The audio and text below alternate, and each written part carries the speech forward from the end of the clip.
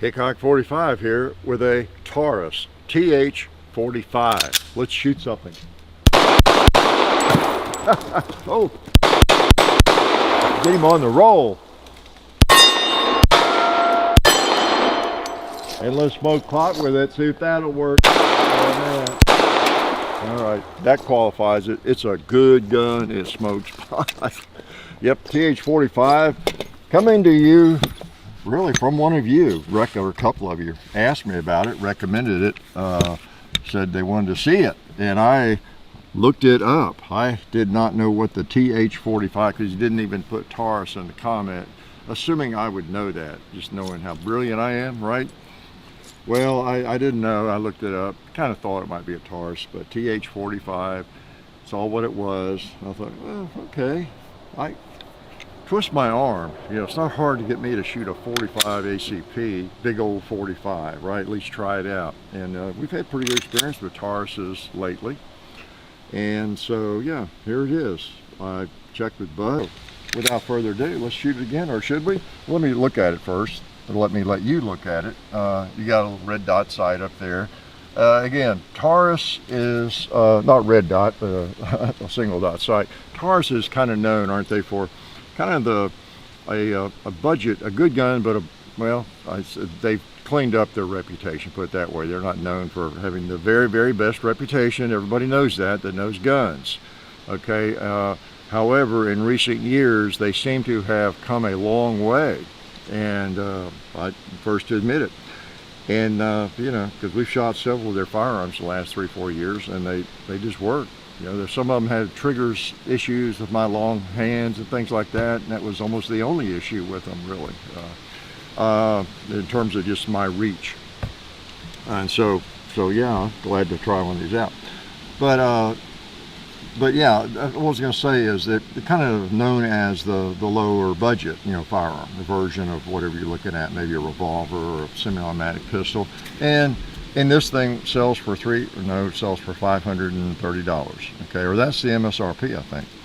So you may get it for something, and it's a big old 45, you know, a double single action cocker, which is kind of going back old school, isn't it? Like HK, SIG, the P2, you know, 26 series and all that, P229 and all of those things, and the HKs, where you got a hammer fired gun, and you got a decocker, and you got one in the chamber maybe, which I don't, but you pull the full length and that fires it the first round, and of course it would be cocked after that, and then you get a single action pull after that. And you've heard me criticize those on SIGs and other things. Not my preferred action. I could learn to use it just fine if I wanted to, but yeah, a lot of people prefer it and like it. And that's, I guess, why they offer this. And I think it's available in other chamberings too, 940, in a little bit smaller version. But we've not shot those. I was not really aware of them, to tell you the truth, or not on my radar, really. So let's load up again here and shoot this thing. 45 ACP. Can't beat that chambering, can you? Let's try the target. Let me show you what I'm talking about. I'll decock it. The safety has a safety lever, which is ambi. And for my Kentucky relatives, that means ambidextrous. It's on both sides. So it's a safety, so right now it won't fire, even though it's cocked. And I can actually bring it down to there and fire it, or I can decock it by pulling that down. Okay, so it's a safety and decocker both. So let's just leave it decocked, and let's use the trigger to cock it and put one right in the bullseye. How's that? And put one right on the cowboy single action.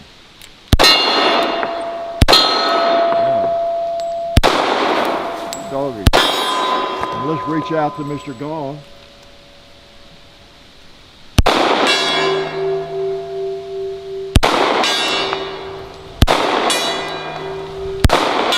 Looks like a 45 traveling out that way, huh?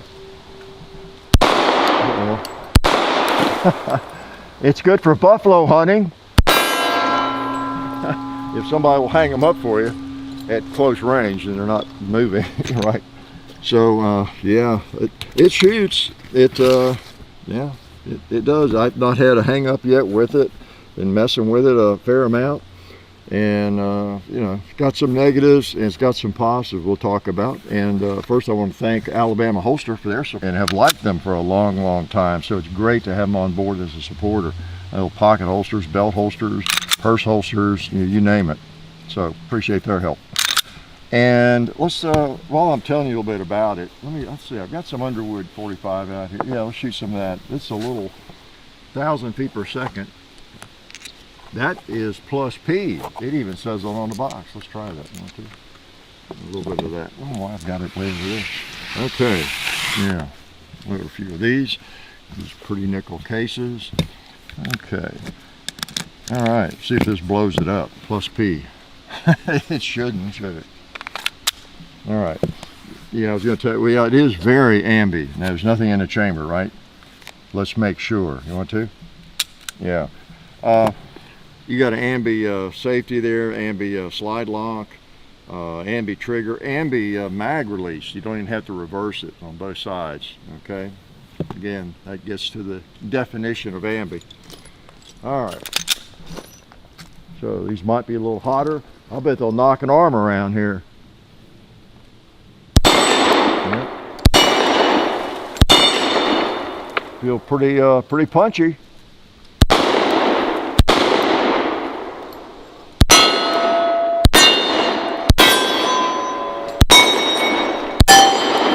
Pretty hard. And that might be one of the negatives of the gun, I guess, if you're going to shoot plus P or whatever. But it a really hot ammo for the caliber. It's not a heavy gun. It's not really heavy. It is a big old 45, but it weighs 28 ounces. And coincidentally, we just were messing with have been shooting this week a Beretta APX A1 compact, new version of the Beretta APX, and it's a compact version, like 19 size gun in terms of the profile, but it's heavier. It's got a thicker slide, and it weighs 27.7. I mean, it's almost the same weight as this firearm, and it's a compact in 9mm. Okay. So this is not a heavy gun, and that's the impression you get when you pick it up. Now I know 28 ounces, if it's a pocket gun, is getting a little heavy, but it's a big old duty gun. And so, you know, a lot of big old guns like this, you know, big SIG, I don't know, you name some of them. There's like 30 ounces, 32 ounces to get into that category. So it's not really heavy, and it felt like I was shooting 10mm, kind of did, okay, just to let you know. One thing I've not tried in it, I was going to do that, use some hollow points, see if it'll feed something that's got a mouth on it, like I do, too much mouth. So you can see you've got a steel slide, it's a stainless steel barrel, and of course polymer frame, and you got your rail there. What else you got there? It's got a pretty good feeling grip on it, I have to say. And it is totally ambi though. It is. One of the negatives though of the ambi, it's nice to have a mag release on either side, but the mag release is a little annoying to me. It's just really small, and I have to, even with my large hands and long fingers and long thumbs, I have to kind of change my grip, I believe. Yeah, normally, I mean, these long thumbs, I can catch the safety with that knot right on my thumb. It's so simple. On almost any firearm, just there it is. I can hit it with that knot on my thumb, the joint. But I can't, if I don't change there's no way I don't even feel the mag release. I don't feel it at all. So I got to kind of turn, reach, and do that kind of thing with it. So it's just pretty small. Now, the positive of that is you're not going to accidentally gauge it and drop your magazine.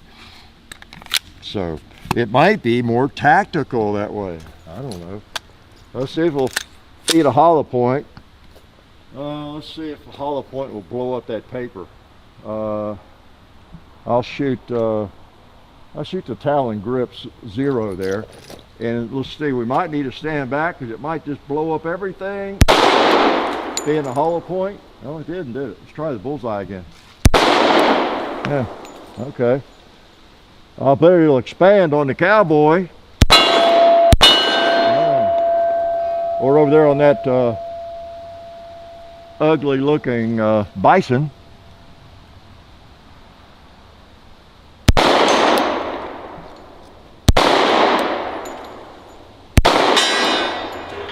Okay, I'm not sure where to hold. I'll try the ram.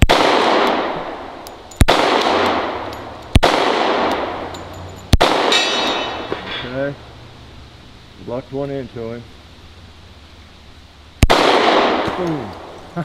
I must have wounded him, so it fed the hollow points. That was the main thing there. Okay, and it breaks down kind of like a Glock. I said the G word, sorry. You take the pressure off the slide. It's actually a little bit easier than a Glock, I noticed. And this is field stripping 101, just taking the thing apart like you would clean it, right? No modifications. So, you know, stainless steel barrel, trigger block and all that, hammer block, striker block, all the good stuff. Back together. I mean, it feels pretty good. You know, I can see price-wise, if you're looking for a double single action firearm like this, you know, it'd be a consideration. It would. Now, I will say though, and another negative, of course, is the double. What do you? I mean, it's not a high-dollar firearm. I know it sounds like a lot of money. $500 is, but in terms of what these double to single action big pistols like this can cost, so no extra money was spent in giving it a wonderful double action trigger pull. Okay, it's pretty stiff. Pretty stiff. I have a lot of experience with revolvers, and that helps me, and I've always considered myself pretty good at managing bad triggers because I shot Glocks so many years. That's probably the reason, right? But taking something with a heavy trigger, you know, I carried a Glock 23 with a New York trigger for years, competed with it even, and I just got used to a really heavy trigger. But so I can deal with it, but I'll tell you what, a lot of you wouldn't like it probably. Okay, it is heavy, but it makes it safer, and that's the reason, one of the part of the rationale for this system. You get it loaded, you can have one in the chamber, and unless you cock the hammer, it's not going to go off too easily. You're going to have to really want to fire it, believe me. Pull that trigger, okay? That's not going to happen because you touched it or something. See what I mean? I'm putting a fair amount of pressure on it. It's not budging at all, you know. So, but I mean, it's not undoable. It is doable. Okay, well, let's load up one more and just shoot one more time here, and I'll let y'all get out of here. I'm tired of seeing your faces. Yeah, y'all are about as ugly as I am, and about as ignorant as I am, right? Well, not most of you, I guess. So, nothing like firing good old 230 grain 45 ACP hardball. It's just fun. Maybe this would even just be a range gun you'd enjoy. It's not necessarily something you'd be looking for as a key defensive firearm. I don't know. But I hear from a lot of you on those Taurus videos, boy, talking about the G4 or whatever, the various pistols that we've done videos on, and how you have them and love them and haven't had any trouble with them. So, you know, apparently, you know, they're going to work pretty well for you. And you know, you got drift adjustable sights on it, and there's probably some other thing. Oh, you got the replaceable back straps. I think 3 of them come with it. Okay, so about $530 MSRP, and I have no idea what MSRP stands for, but I see that all around. All right, let's just shoot a little bit.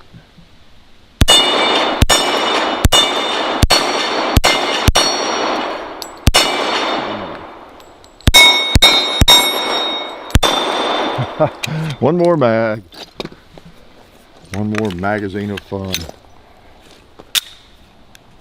Mr. Gong, I need to hit you again. Alright, just wanted to make sure it would reach out there. Oh, we left a 2-liter hanging, standing. Can't do that.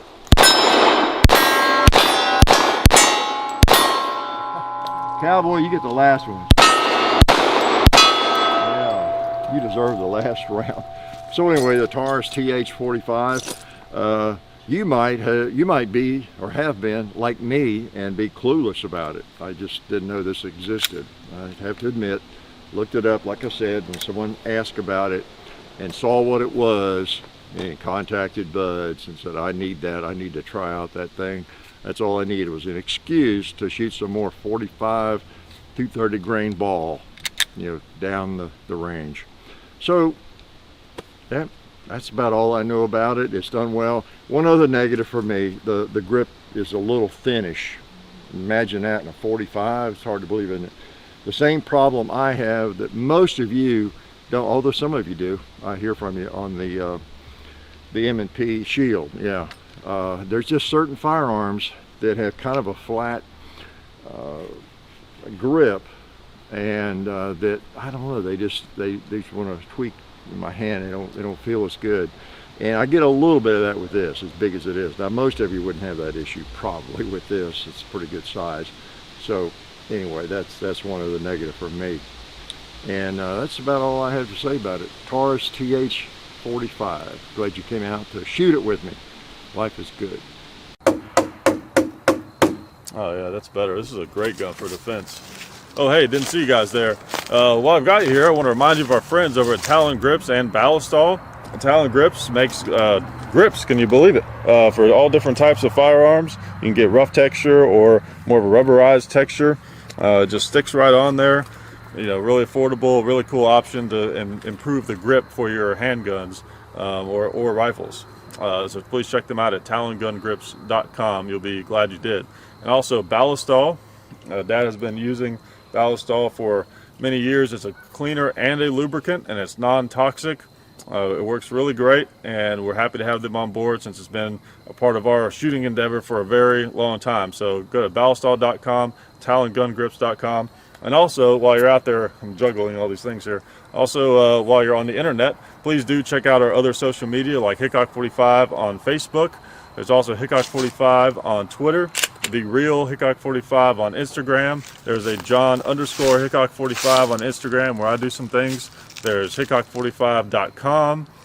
You can find us also on Gunstreamer. So check out all that stuff and then watch more videos.